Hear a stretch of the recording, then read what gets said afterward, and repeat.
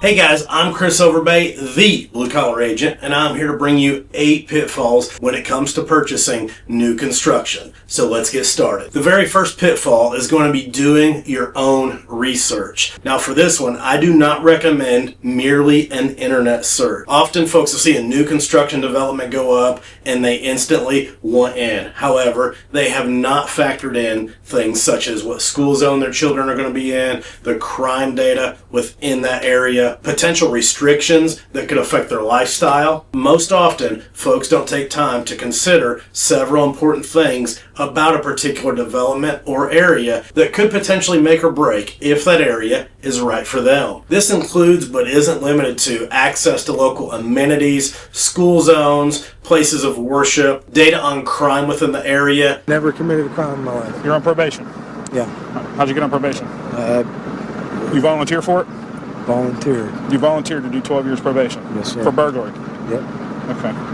As well as potential restrictions that could affect your lifestyle. The second is going to be budgeting for unexpected costs. No pun intended, but folks often think it's just cut and dry when it comes to purchasing new construction. However, there are many unforeseen variables that come into play, even in a spec-built home, which is the most predictable of the bunch. These include things like product unavailability when it comes to flooring, colors, potential upgrades, etc., as well as things that typically are more expected, however we often forget about them. These include things like furniture, appliances, decor, and so on. Most builders today don't actually even include a refrigerator with your purchase, meaning that's another $2,000 or so. The next is going to be to understand your warranty. Each warranty with every builder is going to be a little bit different. For example, some builders may offer a 1-year warranty that virtually covers everything in the home. However, they may also extend the structural component of the home,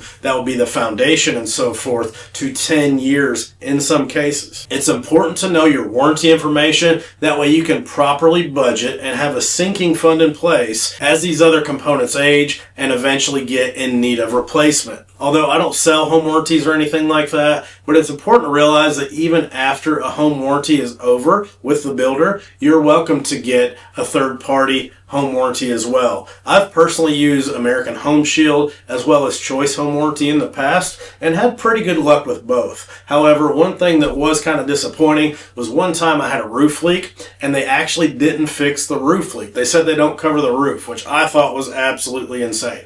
That being said, you just want to read the terms, make sure you understand your warranty and what you're getting, and in some cases, you can pay a little bit extra to have those components covered. That was a tough lesson I had to learn. Just wanted to pass it on to you. The next pitfall is going to be not having an additional emergency fund. Dave Ramsey often talks about Murphy moving into your spare bedroom when you become a homeowner. As the old saying goes, what goes wrong will? Well, when you're purchasing a home, often you'll have other stuff come up, such as a truck breakdown, car breakdown, whatever the case may be, a medical bill comes up, something like that, and these are things that you did not have planned. The problem with purchasing a home is between closing costs, your down payment, buying furniture, moving expenses, etc., stuff we'll get into here in a second, is there's often not much left in the budget for other emergencies if they were to occur in the buying process. That's why it's important, and Dave Ramsey recommends, that you have an emergency fund that is separate from your down payment savings fund. These are two different funds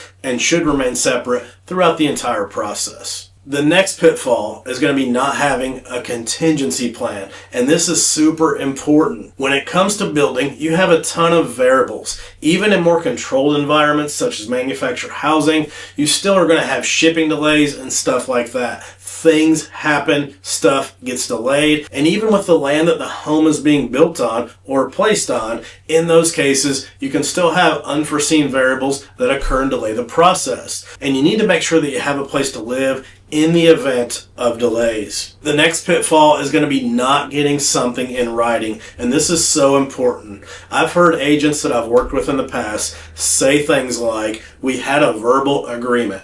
I'm sorry folks, but in real estate, there is no such thing. So in real estate, with your contracts, with your real estate agent, no matter whatever state you're in, with your builder, with whoever you are doing business with, please ensure that you have all promises in writing and signed by all parties. Otherwise, you don't have an agreement at all. And then the next pitfall is not hiring a professional. When it comes to real estate, there are so many potential pitfalls that folks will go through, so many things within the process. I've heard horror stories of folks buying land and maybe they wanted to have chickens on the land or animals or something, only to find out that the restrictions actually prohibit this. In some cases, I've heard of folks wanting to build another house or put a mobile home on the property that they purchased, that their house is on, for maybe their in-laws or their children or something, only to find out that the restrictions do not allow that either. Different zoning laws, different restrictions, and deed covenants prohibit certain things from happening in certain areas. This is super important. So you also need to make sure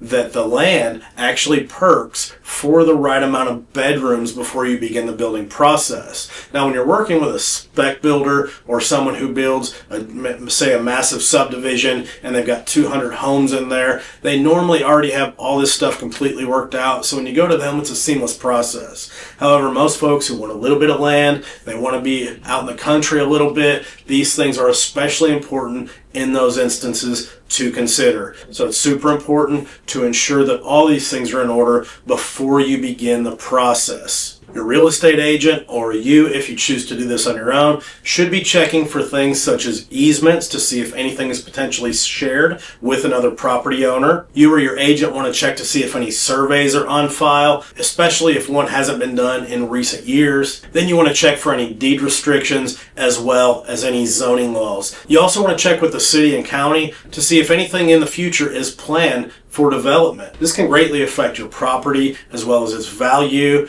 in addition to your everyday quality of life. For example, let's say you purchased a home and there were plans to put in a giant interstate right next to it and you had no idea. Those are things that you can often check with the city to find out ahead of time to see if this move is going to be right for you. I'm Chris Overbay with United Real Estate Solutions, the blue collar agent. Thank y'all so much for watching and hope to see you next week.